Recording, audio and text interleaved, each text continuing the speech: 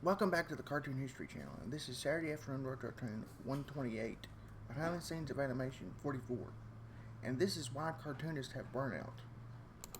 There are a variety of different ways that the creator gets their idea pitched to the network anyway. Sometimes with Seth MacFarlane, it was through a college thesis called Life with Larry that led to Larry and Steve on What a Cartoon, and that eventually led to Family Guy on Fox. And then with Butch Hartman, it was through the Oh Yeah cartoon shorts with Fred Seibert.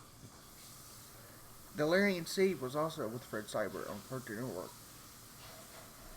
And with Craig McCracken,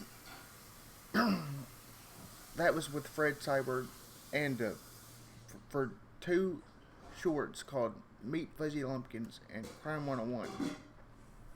But the initial interest was also through a college animated thesis called Whoop Ass Stew. But everybody gets burnout. Everybody gets burnout that's a cartoonist. And these are the reasons why.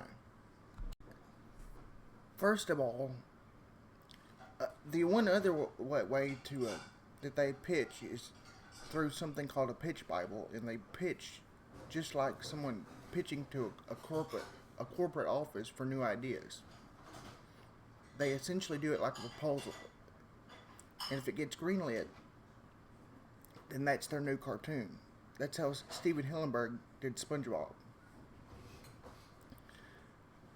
But Steven Hillenburg got burned out after 3 seasons, and plus doing that movie. So he left and came back years later, nearly 20 years later, in his last few years of life, and finished his involvement with the show. Joe Murray ran out of energy and didn't do his new show, The Camp Lazlo, that Nick passed on for at least close to 10 years. He got really burned out with his Nickelodeon years. And just simple burnout is one of the reasons. But another reason that they get burned out is corporate control and network control.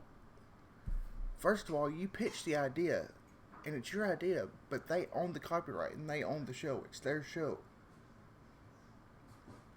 So they try to control the jokes and what you can and can't do.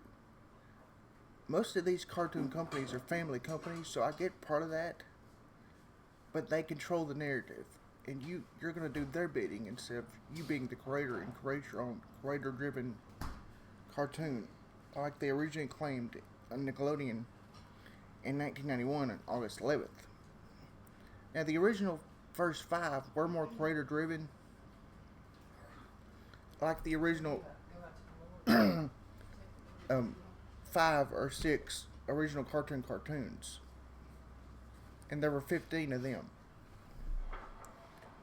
A lot of them were creator-driven and creator-driven friendly, but later on in the show's, in the network's evolution, between 14 years of from 91 to 2005 with Nick, and to now with Cartoon Network, it's more network driven.